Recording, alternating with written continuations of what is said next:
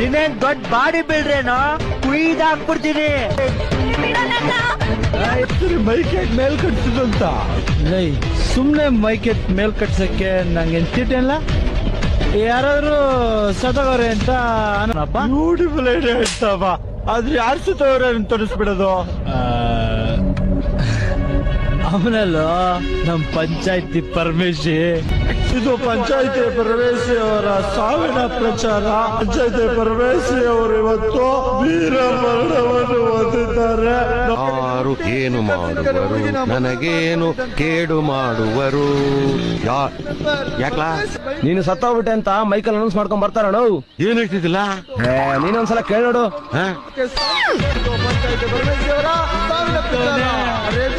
Parameshi